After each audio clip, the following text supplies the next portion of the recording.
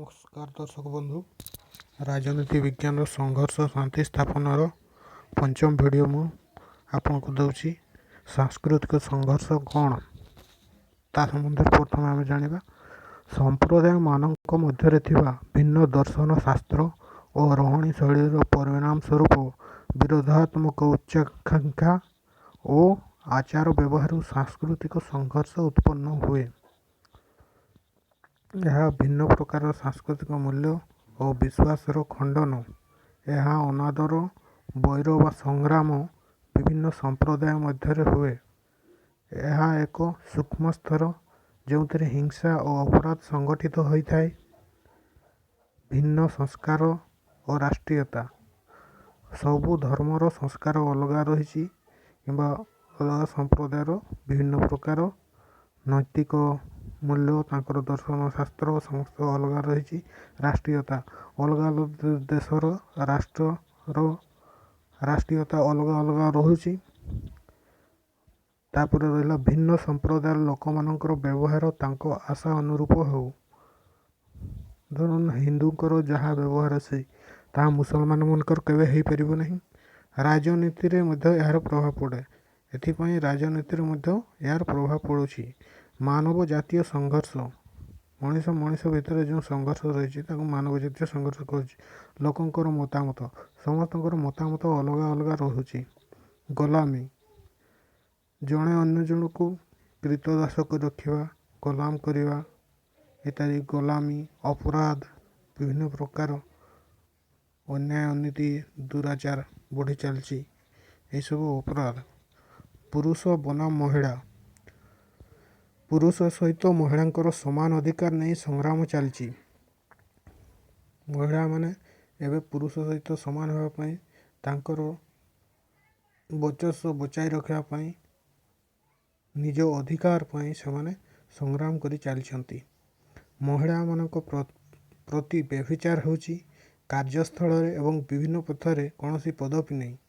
ବିଭିନ୍ନ କାର୍ଯ୍ୟସ୍ଥଳରେ ପୁଅ ପିଲାମାନଙ୍କୁ ଯେଉଁ ଜବ୍ ଦିଆଯାଉଛି, ଝିଅମାନଙ୍କୁ ସେଇ ଜବ୍ ପାଇପାରୁନାହାନ୍ତି। ତେଣୁକରି ସେମାନେ ସମାନତା ଚାହୁଁଛନ୍ତି।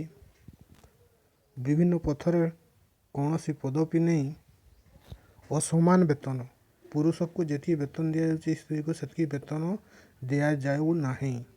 ଅସମାନ ଦୃଷ୍ଟି, ଆମେ ମହିଳାମାନଙ୍କୁ ନିକୃଷ୍ଟ ଭାବୁଛେ, ପୁରୁଷ ସମାଜ ସବୁ ନିକୃଷ୍ଟ ଭାବୁଛି। ତେଣୁକରି ଅସମାନ ଦୃଷ୍ଟି କୁହାଯାଉଛି। ଯୌନ ଉତ୍ପୀଡ଼ନ, ବିଭିନ୍ନ ପ୍ରକାର ଯୌନ ପ୍ରଲୋଭନ ଉତ୍ପୀଡ଼ନ, ଯାହାଫଳରେ ସେମାନେ ସେ ସ୍ଥାନରେ କାମ କରିପାରୁନାହାନ୍ତି। ସଂଖ୍ୟା ଗରିଷ୍ଠ ବନାମ ସଂଖ୍ୟା ଲଘୁ,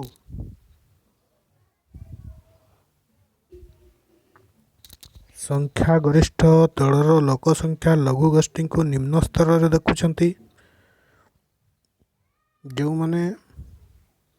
ଯେଉଁ ସମ୍ପ୍ରଦାୟ ଭାରତରେ ଯେମିତି ଆଜି ମୁସଲମାନମାନଙ୍କର ସ୍ଥିତି, ସେହିପରି ପାକିସ୍ତାନରେ ହିନ୍ଦୁମାନଙ୍କର ଅବସ୍ଥିତି ବା ପଞ୍ଜାବୀ ଲୋକମାନଙ୍କର ଅବସ୍ଥିତି ଦେଖିଲେ ଆପଣ ଅନୁମାନ କରିପାରୁଥିବେ କେମିତି ନିମ୍ନ ସ୍ତରରେ ସେମାନଙ୍କୁ ଦେଖାଯାଉଛି। ଗୋଲାମୀ, ଜଣେ ଅନ୍ୟକୁ ଗୋଲାମ କରି ରଖୁଛି।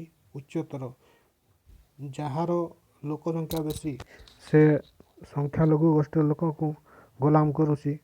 ଉଚ୍ଚତର, ସେ ନିଜକୁ ନିଜ ଉଚ୍ଚତର ଭାବୁଛି, ଅନ୍ୟକୁ ନିମ୍ନ ସ୍ତର ଭାବୁଛି। ଭାଗ୍ୟ ନିର୍ଦ୍ଦିଷ୍ଟ ଦଣ୍ଡ, ଭାଗ୍ୟ ନିର୍ଦ୍ଦିଷ୍ଟ ଦଣ୍ଡ କ'ଣ? ଭାଗ୍ୟ ନିର୍ଦ୍ଦିଷ୍ଟ ଦଣ୍ଡ ହେଉଛି ସେମାନେ ଅନୁମାନ କରୁଛନ୍ତି ଯେ ଆମ ଭାଗ୍ୟରେ ଏଇଆ ଅଛି, ଆମେ ଆଜି ଏସବୁ ସୁବିଧା ଭୋଗ କରୁଛୁ। ଜାତିଗତ ପ୍ରେରଣା, ସେମାନଙ୍କ ଜାତି ଭିତରେ ଏ ପ୍ରକାର ମନୋଭାବ ସୃଷ୍ଟି ହେଉଛି ଯେ ଅନ୍ୟ ଜାତିକୁ ଦେଖି ସେମାନେ ସହି ପାରୁନାହାନ୍ତି। ଗରିବ ଧନୀ ମଧ୍ୟରେ ବ୍ୟବଧାନ ବୃଦ୍ଧି ପାଉଛି। ଗରିବ ବନାମ ଧନୀରେ କୁହାହେଉଛି ଗରିବ ଓ ଧନୀ ମଧ୍ୟରେ ବ୍ୟବଧାନ ସୃଷ୍ଟି ହେଉଛି। କାରଣ ଜଣକା ପାଖରେ ଧନ ସମ୍ପତ୍ତି ଅଛି, ଜଣକା ପାଖରେ ଧନ ସମ୍ପତ୍ତି ନାହିଁ। ତେଣୁ ଧନୀମାନେ ନିଜକୁ ଉଚ୍ଚତର ଭାବୁଛନ୍ତି। ସମ୍ପ୍ରଦାୟ ବନାମ ସମ୍ପ୍ରଦାୟ, ସମ୍ପ୍ରଦାୟମାନଙ୍କର ବିଭିନ୍ନ ସ୍ୱୀକୃତ ମୂଳନୀତି ବା ଉପଲବ୍ଧତା ରହିଛି। ଆମେ ଯଦି ମୁସଲମାନ ସମ୍ପ୍ରଦାୟ ଦେଖିବା ନା, ସେମାନେ କୋରାନ ଉପରେ ବିଶ୍ୱାସ କରୁଛନ୍ତି, ମକ୍କା ମଦିନାକୁ ଯାଉଛନ୍ତି। ସେଇଭଳିଆ ଆମର ହିନ୍ଦୁମାନେ ଯାଉନାହାନ୍ତି। ଏବଂ ତାଙ୍କର ଯେମିତି ଆଲ୍ଲାହକୁ ଡାକୁଛନ୍ତି, ହିନ୍ଦୁମାନେ ସେମିତି ଭଗବାନକୁ ଡାକୁଛନ୍ତି। ଗୋଟିଏ ସମ୍ପ୍ରଦାୟ ଚାହୁଁଛି ଅନ୍ୟ ସମ୍ପ୍ରଦାୟ ଆମକୁ ବିନା ପ୍ରଶ୍ନରେ ଅନୁସରଣ କରନ୍ତୁ, ଆମେ ଯାହା କରୁଛୁ ସେମାନେ ବି ସେଇଆ କରିବା ଦରକାର। ଏସବୁ ଯେଉଁ ସୃଷ୍ଟି ହେଉଛି ଅନ୍ୟ ସମ୍ପ୍ରଦାୟକୁ ନିମ୍ନ ଚକ୍ଷୁରେ ଦେଖିବା, ଯାହା ସମାଜ ପାଇଁ ଅସହନୀୟ ହୋଇପଡ଼େ। ଉଦାହରଣ, ମୁସଲମାନ ସମ୍ପ୍ରଦାୟର ଚରମପନ୍ଥୀ ଲୋକମାନେ ଆତଙ୍କବାଦ ସଂଗଠନ କରି ବିଶ୍ୱକୁ ଧ୍ୱଂସ କରିବା ପାଇଁ ଚେଷ୍ଟା କରୁଛନ୍ତି। ଏଥିରେ ବହୁତ ଲୋକଙ୍କ ପ୍ରାଣହାନି ହେଉଛି। ଯେପରିକା ଆମେରିକା ଉପରେ ଯେମିତି ସେ ଉସାମା ବିନ୍ ଲାଡେନର ଆତଙ୍କବାଦ ହେଇଥିଲା, ଠିକ୍ ସେହିପରି ବିଭିନ୍ନ ସ୍ଥାନରେ ବିଶ୍ୱକୁ ଧ୍ୱଂସ କରିବା ପାଇଁ ଆତଙ୍କବାଦୀମାନେ ଚେଷ୍ଟାରତ ଅଛନ୍ତି।